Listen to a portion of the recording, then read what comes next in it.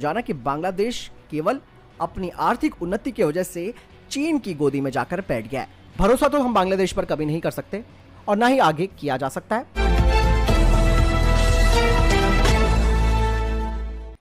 সুপ্রিয় দর্শক, আসসালামু আলাইকুম। আশা করি সব ভালো রয়েছেন। আজকের এই ভিডিওটি আমি আপনাদের সামনে উপস্থাপন করব। একটা কথা বলতে চাচ্ছি, বাংলাদেশকে নিয়ে ইন্ডিয়ার এত মাথা ব্যথা কেন? বাংলাদেশ যেই কোনো দেশের সাথে চুক্তি করতে পারে, বাংলাদেশ যে কোনো দেশের সাথে নিজেদের স্বার্থে যে কোনো কিছু করতে পারে। কারণ আমরা একটা স্বাধীন দেশ, আমরা কোনো ডিসিশন নিতে আমরা স্বাধীনভাবে নিতে পারবো। এখন ইন্ডিয়ান মিডিয়া দাবি করছে যে বাংলাদেশকে চীন এমনভাবে ফাঁসিয়েছে যে বাংলাদেশ নামক পাখিটাকে ধরার জন্য চীন জাল বিস্তার করেছে, সেখানে বাংলাদেশ ধরা দিয়েছে। কেন এই কথাগুলো ইন্ডিয়ান মিডিয়া বলছে সেই ভিডিওটা আমি আপনাদেরকে দেখাবো। তার আগে একটা কথা বলতে চাচ্ছি, বাংলাদেশকে নিয়ে এই পথ চলায় আপনাদেরকে সাথে নিয়ে যেতে চাই যে অবশ্যই ভিডিওটি দেখার আগে একটা লাইক অবশ্যই দিয়ে দিবেন। কারণ আমরা যদি ইন্ডিয়ান মিডিয়ার এইসব প্রপাগান্ডাগুলো আপনাদের সামনে উপস্থাপন না করি তাহলে আমার মনে হচ্ছে এগুলো অদূরেই থেকে যাবে। তো চলুন আগে পুরো ভিডিওটি দেখে আসি। दोस्तों, एक बड़ा सवाल यहाँ पर ये उठता है कि बांग्लादेश चीन का पक्ष क्यों ले रहा है। आखिर भारत से उसने दूरी बनानी क्यों शुरू की है? इसके पीछे का कारण आपको जानना बेहद जरूरी है। बांग्लादेश लगातार चीन की पक्षधारी करता रहा है और इन सब को जानने से पहले हमें बांग्लादेश की भौगोलिक संरचना के बारे में भी थोड़ी सी जानकारी जाननी होगी, ताकि सवाल के जवाब को समझने में थोड़ी सहूलियत मिले। बांग्लादेश भारत का पड़ोसी मुल्क है और भारत के साथ उसकी सीमा सबसे ज्यादा लगती है, जो कि करीबन 4000 किलोमीटर से अधिक है। भारत वही मुल्क है जिसने बांग्लादेश को 1971 में अस्तित्व में लाया था। इससे पहले आपको मालूम है कि बांग्लादेश पाकिस्तान का हिस्सा था और इसे पूर्वी पाकिस्तान के नाम से जाना जाता था। लेकिन भारत का इतना बड़ा एहसान करने के बावजूद भी बांग्लादेश एहसान फरामोश क्यों होता जा रहा है? आज बांग्लादेश बीते दिनों का एहसान भूलकर चीन के जाल में फंस चुका है। आखिर वो कौन सा दाना है जिसे चीन ने फेंका और उसे बांग्लादेश के पक्षी ने चुभ लिया और वो चीन के जाल में फंस गया? दोस्तों, ये माजरा है कुछ अंतर्राष्ट्रीय कारोबार और चीन बांग्लादेश व्यापार को लेकर है। कोरोना के पहले भारत की जीडीपी 4% के आसपास आ गई थी। तब बांग्लादेश की जीडीपी 8% के आसपास थी और बांग्लादेश की प्रधानमंत्री शेख हसीना अपनी जीडीपी को और बढ़ाना चाहती है और इसके लिए वो एड़ी चोटी तक का जोर लगाने की हर कोशिश करने में लगी हुई है ताकि इनकी जीडीपी 8% से ऊपर रहे।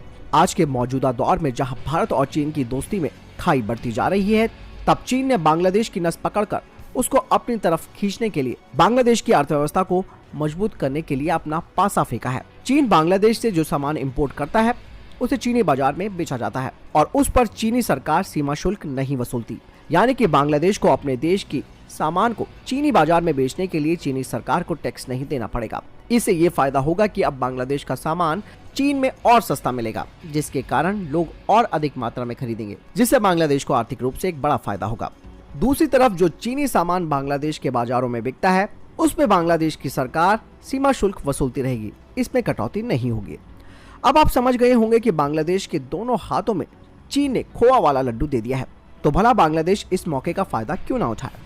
इसीलिए जो बांग्लादेश भारत के एहसान का हमेशा दुहाई दिया करता है, वही बांग्लादेश आज छलावा क्यों कर रहा है, जबकि उसकी सीमा भारत के साथ लगती है, न कि चीन के साथ। इसी की वजह से भारत के साथ व्यापार करने में उसे परेशानी नहीं होती, जबकि दोनों ही देशों की दोस्ती पाकिस्तान से बेहतर है, लेकिन फिर भी धोखा दे रहा है। तो आप समझ गए हैं, दोबारा आपको बताने की जरूरत नहीं है। लेकिन यहाँ पर हमारे लिए क्या चीज है, यानी कि भारत के लिए क्या करना चाहिए, वो भी आपको जानना जरूरी है। देखिए, दुश्मनी तो हम किसी से मोल नहीं लेने वाले, क्योंकि पड़ोस में रहना है, सावधानी तो हमें बरतनी है, लेकिन मजबूरन लड़ना नहीं है। ऐसे में भारत को भी अपनी अर्थव्यवस्था को और मजबूत करना होगा। भले ही हमारी अर्थव्यवस्था इस वक्त $2.5 ट्रिलियन की है, चीन की है $14 ट्रिलियन की। ऐसे में आप सोच सकते हैं कि चीन हमसे कितना अधिक अमीर भी है। यदि हम चीन जैसे आर्थिक रूप से मजबूत हो जाएंगे तो आज बांग्लादेश चीन की नहीं बल्कि हमारी तरफदारी करेगा। होता ही है दोस्तों, समाज में भी जिसके पास पैसा है उसकी यारी दोस्ती भी बढ़ती है। लेकिन एक बात और हमें यहाँ पर ध्यान देनी होगी, वो है कि चाइना को भी सबक सिखाने की जरूरत है। दूसरी बात यह है कि पैसे के दम पर कुछ समय के लिए चीन दूसरे देश को अपने पक्ष में कर सकता है, लेकिन हमेशा के लिए नहीं। और बांग्लादेश ने जो अपनी हरकत हमें दिखानी थी वो तो उसने दिखा दी और हमने उसे देख भी लिया। दोस्त और दुश्मन का सही मूल्यांकन विपत्ति के समय किया जाता है। आज नेपाल तक भी भारत को कुछ भी बोल देता है। इसमें हमारी विदेश नीति का कोई दोष नहीं है, लेकिन मैंने कहा ना कि आर्थिक रूप से मजबूत होना बेहद जरूरी हो जाएगा। यही नहीं दोस्तों, चाइना की इन हरकतों पर केवल भारत की नजर नहीं है बल्कि पूरे अंतर्राष्ट्रीय जगत की है। ऐसे में चाइना की इकोनॉमी को कमजोर करने के पीछे अब अमेरिका हाथ धोकर पड़ गया है और उसके खिलाफ एक तरह से युद्ध भी छेड़ दिया है। यही नहीं, भारत भी चाइना के खिलाफ इस तरीके के आर्थिक प्रतिबंध लगा रहा है। लेकिन दोस्तों, एक चीज और है, यहाँ पर हमारे देश में जो हमारी आंतरिक स्थिति है उस पर भी ध्यान इसलिए देना जरूरी है क्योंकि हमारे देश में जयचंद काफी बैठे हुए हैं। ऐसे में कोई भी प्रोजेक्ट अगर आता है तो उसके लिए समर्थन की बजाय उसका विरोध होना शुरू हो जाता है। मान लीजिए कोई भी नया प्रोजेक्ट आता है तो बरसाती मेंढक ठक से बाहर आ जाएंगे और अलग अलग तरीके का ज्ञान देने लगेंगे, जैसे कि गरीबी, सुविधा देखो और वगैरह वगैरह। और जब कभी कोई प्रोजेक्ट गलती से शुरू होने के कगार पर पहुंच जाता है, फिर सरकार बदलने पर समीक्षा के नाम पर उसे निरस्त कर दिया जाता है। उदाहरण के लिए आप अहमदाबाद मुंबई की बुलेट ट्रेन की जो हालत है उन्हें देख सकते हैं।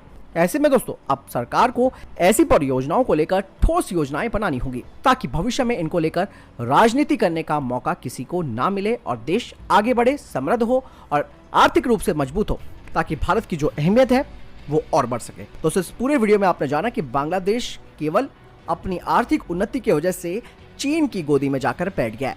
भरोसा तो हम बांग्लादेश पर कभी नहीं कर सकते और ना ही आगे किया जा सकता है। आपको क्या लगता है इस पूरे के पूरे सिनेरियो के बारे में कमेंट सेक्शन में लिखकर जरूर बताएं। मैं दोनों वीडियो के साथ जय हिंद, वंदे मातरम। আপনারা যে ভিডিওটি দেখতে পেলেন, আমি আপনার কাছে প্রশ্ন করছি, বাংলাদেশ একটি স্বাধীন দেশ। বাংলাদেশ যখন চীনে কোনো পণ্য রপ্তানি করে তখন সেখানে চীন পুরো শুল্ক সাথ দিয়ে থাকে।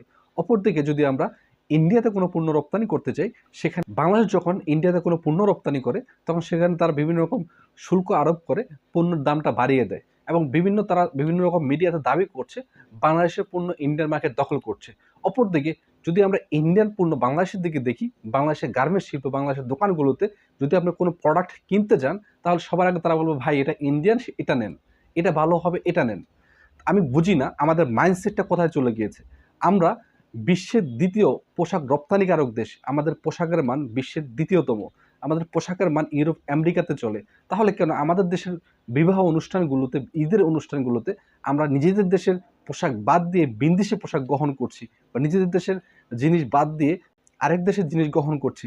যেখানে আমি কম টাকায় ভালো জিনিস পাচ্ছি তাহলে কেন আমরা সেটা গ্রহণ না করে পচা জিনিস গ্রহণ করছি বেশি টাকা দিয়ে? সেখানে আপনারা বলেন এখানে কতটুকু আমাদের যুক্তিসম্মত হচ্ছে এই বিষয়গুলো?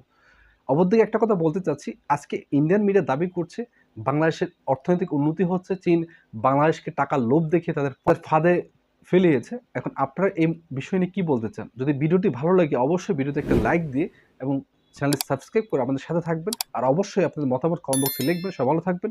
আসসালামু আলাইকুম রহমতুল্লাহি। 30শে মে 2021 বলেছিলাম কিছুদিন আগেও বাংলাদেশের 100 টাকা দিলে ভারতের 55 টাকা দিতে হতো। এখন ভারতের 86 টাকায় বাংলাদেশের 100 টাকা হয়। ওয়ার্ল্ড ইকোনমিক আউটলুক রিপোর্ট বলছে বাংলাদেশের গ্রোথ বা বৃদ্ধির হার 3.8%, ভারতের -10.29%।